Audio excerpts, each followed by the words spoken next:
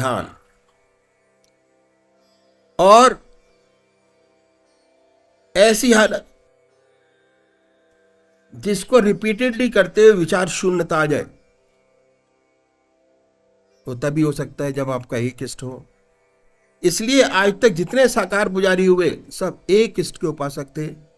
संत तुलसीदास राम जी के उपासक थे और इतने भगवान राम के उपासक था कि एक बार द्वारकाधीश मंदिर मथुरा चले गए। जब मंदिर के दरवाजे पर गए तो सबने प्रणाम किया, आपने प्रणाम नहीं किया। तो जितने आपके साथ भक्त थे उन्होंने उनको पकड़ लिया कि जी आप तो इतने बड़े भगवान के भक्त हैं, आपने प्रणाम नहीं किया। तो तुलसीदास जी ने भगवान की स्तुति की और भगवान की मूर्ति का बड़ा सुंदर वर्णन किया और आखिर में रो रो कर कहने लगे कि तुलसी मस्तक जब झुके जब धनुष बाण लो हाथ। कहते हैं जो साथ में थे कि भगवान के हाथ में धनुष बाण आ गया तो तुलसीदास जी ने दंडवत प्रणाम किया। ऐसे एक इष्ट के उपासक थे। ऐसे ही सूरदास जी थे, भगवान कृष्ण के उपासक थे और उन्होंने हर जगह कृष्ण नजर आते थे। उनके साथ भगवान कृष्ण हरदम रहते थे। दर दीवार दर्पण भये जित देखूं तित तोय, काकर पातर ठीक री भय आरसी मोए।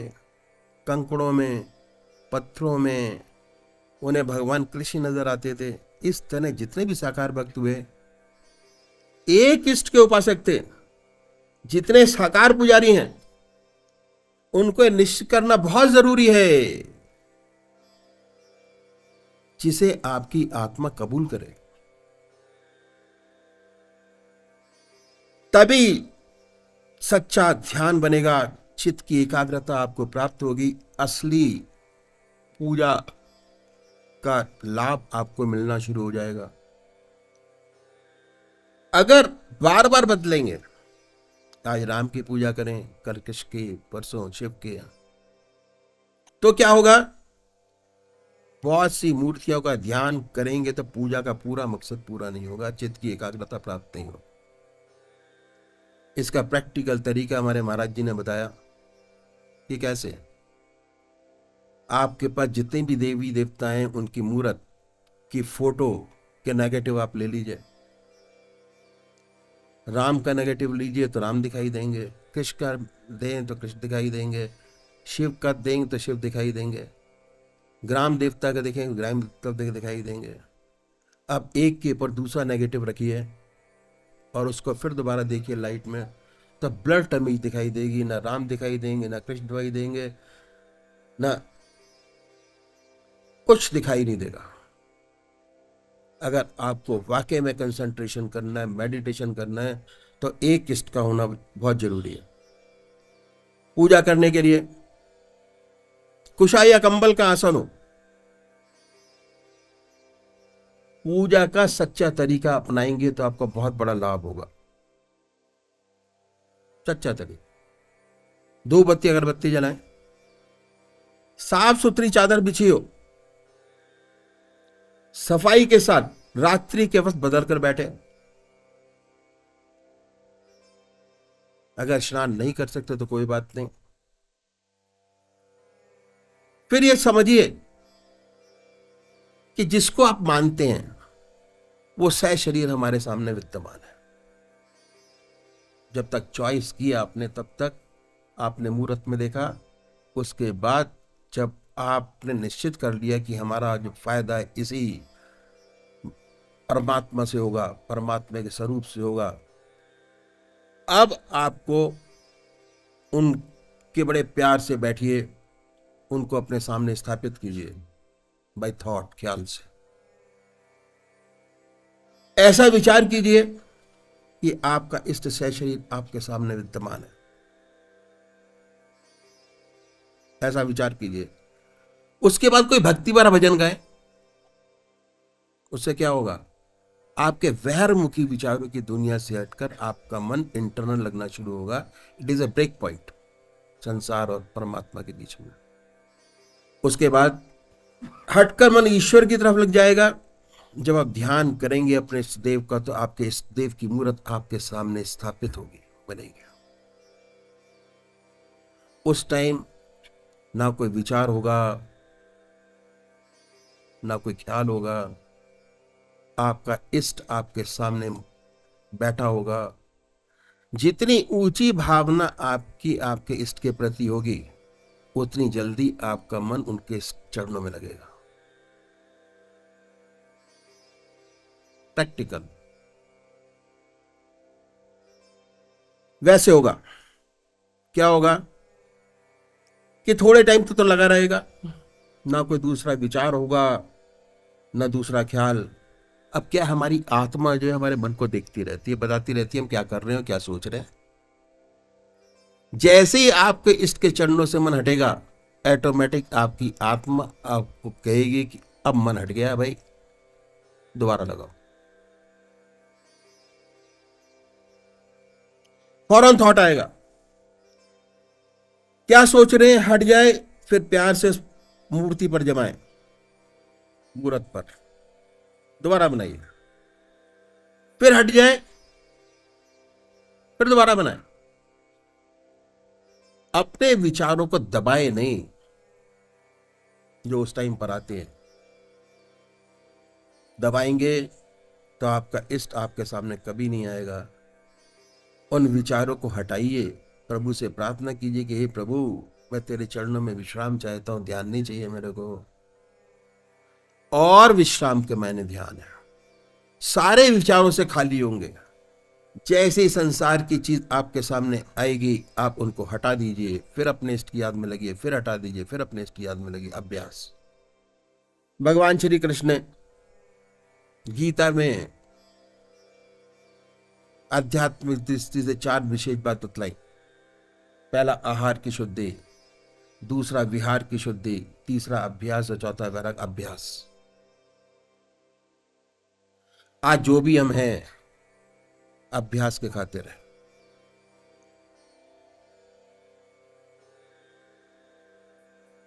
जैसे जैसे अभ्यास बढ़ता चला जाएगा, वैसे वैसे ध्यान की अवस्था और प्रगाढ़ होती चली जाएगी, और इतनी प्रगाढ़ हो जाएगी कि अगर ढोल भी आपके पास बजता होगा तो आपको उसका एहसास ही नहीं होगा कि ढोल बज रहा है।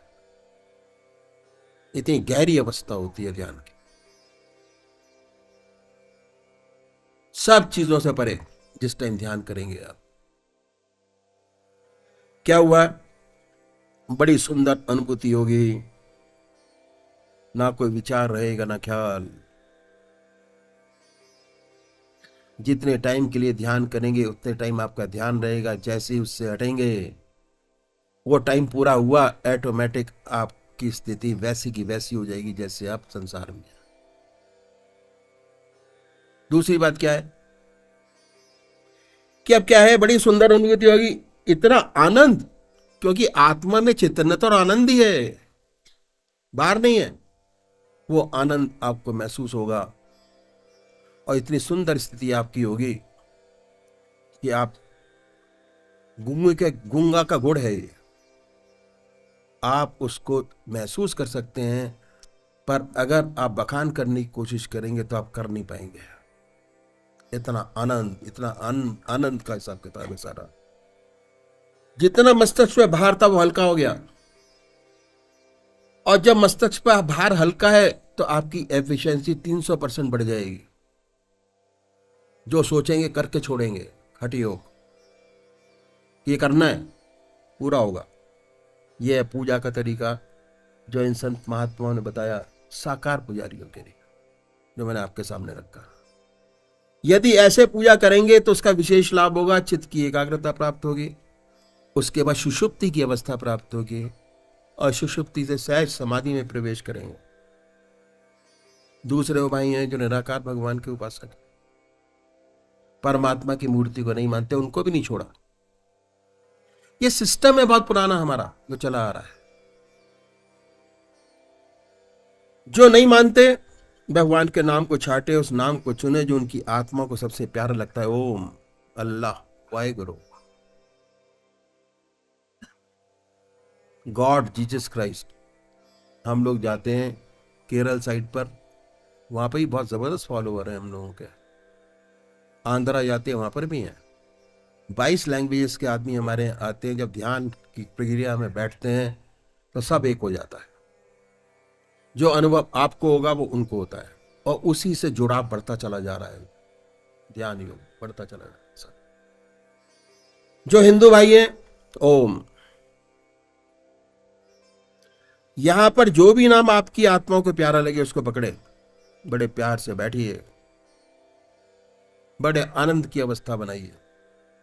ये 24 घंटे में 1 घंटा आनंद की अवस्था तो बना लें। सारे चीजों को छोड़कर संसार के बड़े प्यार से अपने लिए कमाएं।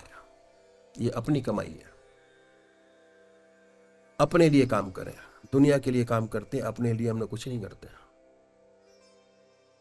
हम हर चीज की कीमत आंकते हैं, दुकान की, गहनों की, कपड़े की। अपनी कीमत क्या है ये हम जानते ही नहीं कि हमारी कीमत क्या है। हमारी कीमत, इन सब चीजों की कीमत जब ही है जब हमारी कीमत है। अगर हमारी कीमत नहीं है तो इन चीजों की कीमत बिल्कुल नहीं है। कमाई है अपने लिए, ये आपकी खुद की कमाई है। जो पीछे कमा कर आए उसका भोग आज उठा रहे हैं, जो आज कमाएंगे उसका भोग आगे उठाएंगे। बहुत जरूरी है। उसके बाद आसन वही है, सुख आसन से बैठे, आनंदमयी अवस्था बनाएं, और ये ख्याल करें कि जब आपका हृदय दुख दुख करता है, उस हार्ट बीट से ओम नाम निकल रहा है। जवान नहीं कह रही, हृदय बोल रहा है, ओम ओम ओम, बड़े प्यार से। हृदय की हर धड़कन, हृदय चक्र जागृत कीजिए। ये चक्रों का खेल है सारा। जैसे जैसे हृदय चक्र जागृत होता चला जाएगा, वैसे वैसे आपकी आध्यात्मिक स्थिति बहुत ऊंची और अच्छी होती चली जाएगी। ऐसी अवस्था आती है, आपको स्पष्ट सुनाई देने लगता है कि हृदय से ओम की आवाज निकल रही है। ऐसी हालत पैदा होती है, ना कोई दूसरा विचार रहता ना ख्याल। इतने तल्लीन हो जाते हैं उसके अंदर, अपने आप से गायब, विचार शून्य अवस्था। जब चेतन अवस्था में आते हैं तो वही अवस्था बनती होती है, वही नाम सुनते होते हैं। एहसास होता है बड़े आनंद का, क्या हमारा मस्तक अनुपम आनंद से भर गया, बड़ी शांति मिली। तो यह है पूजा का तरीका। यदि ऐसे पूजा करेंगे तो आपको विशेष लाभ होगा। चित्त की एकाग्रता प्राप्त होगी, ध्यान अवस्थित होंगे, सुषुप्ति की अवस्था प्राप्त होगी, असुषुप्ति से सहज समाधि में प्रवेश करेंगे। धीरे धीरे हमें आत्मदर्शन,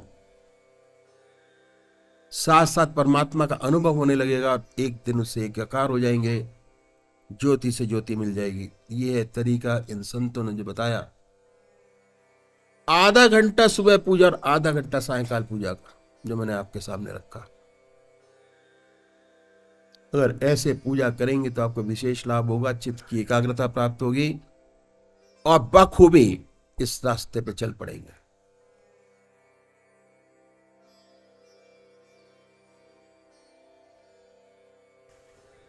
और जिस पर आपकी लगन लगी है, अगर सही तरीके से आप मेडिटेशन करेंगे तो कहीं के कहीं पहुंचेंगे। तो अभी एक भजन होगा, और भजन के साथ साथ सभी भाई बहन अपने अपने इष्ट का ध्यान करेंगे। श्री गौतम जी भजन कहेंगे। ध्यान मूलम गुरुर्मूर्ति पूजा मूलम गुरुपदम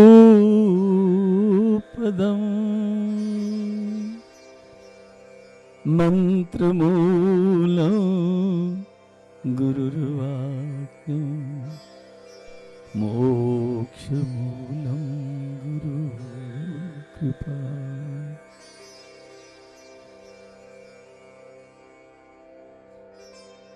गुरुर्ब्रह्मा गुरुर्विष्णु गुरुर्देवो महेश्वरा गुरुर्साक्षात् परब्रह्म तस्मै श्री गुरुवे नमः। तस्मै श्री गुरुवे नमः।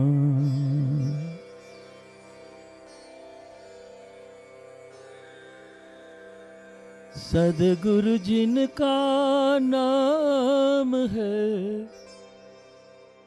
और घट में जिनका धाम, ऐसे दीन दयाल को बार बार प्रणाम। ऐसे दीन दयाल को बार बार प्रणाम। परमेश्वर से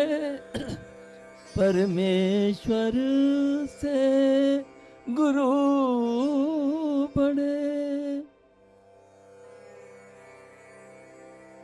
तुम देखो वेद पुराण। परमेश्वर से गुरु बड़े, तुम देखो वेद पुराण। तुम देखो वेद पुराण। शेख फरीदा यूं कहे, ते गुरुवर है भगवान। गुरुवर है भगवान।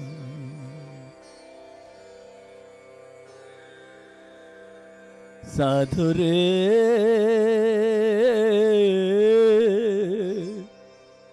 गुरु बिन घोर अंधेरा। गुरु बिन घोर अंधेरा। साधु रे गुरु बिन घोर अंधेरा। गुरु बिन घोर अंधेरा। जैसे मंदिर दीपक बिन सोना, नहीं वस्तु का डेरा रे। गुरु बिन घोर अंधेरा। गुरु बिन घोर अंधेरा। साधु रे गुरु बिन घोर अंधेरा। जब तक कन्या रहत कंवारी, जब तक कन्या रहत कंवारी, नहीं पति का बेरा। 8 पहर वो रहत गफलत में। 8 पहर वो रहत आनंद में। खेले खेल घनेरा रे। साधु रे गुरु बिन घोर अंधेरा। मिर्गाना भी बसे कस्तूरी। मिर्गाना भी बसे कस्तूरी। नहीं मृगे को बेरा। गाफिल हो कर बन बन ढूंढे, गाफिल हो कर बन बन ढूंढे, सूंघे घास गनेरा रे साधु रे, गुरु बिन घोर अंधेरा, गुरु बिन घोर अंधेरा, साधु रे गुरु बिन घोर अंधेरा। पत्थर माही अग्नि व्यापे, पत्थर माही अग्नि व्यापे, नहीं पत्थर ने बेरा, चकमक चोट लगी गुरु गम की, चकमक चोट लगी गुरु गमरी, आग लगी आग फिरी चौफेरा रे साधु रे, आग फिरी चौफेरा, चकमक चोट लगी गुरु गमरी, आग फिरे चौफेरा रे साधु रे, गुरु बिन घोर अंधेरा, गुरु बिन घोर अंधेरा,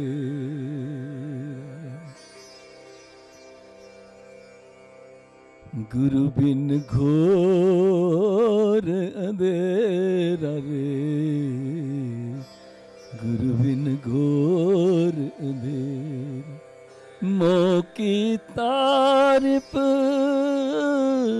मिला गुरपुरा, मोह की तारीफ पूज भाई साहब जी जैसा मिला गुरपुरा, जागे भाग बलेरा रे, जागे भाग बलेरा रे, जागे भाग बलेरा, कहत कबीर कहत कबीर,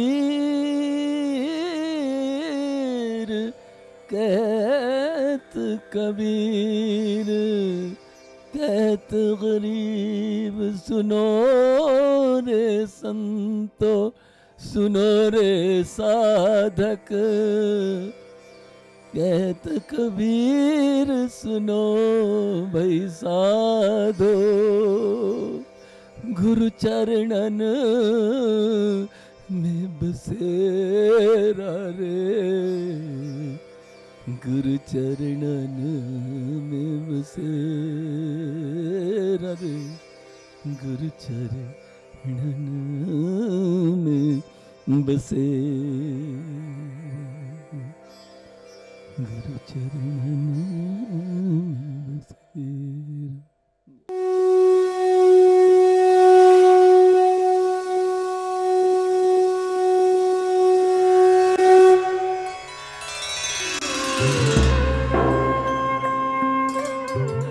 ध्यान योग के कार्यक्रम आनंद योग से निशुल्क जुड़ने के लिए संपर्क करें 9810239677।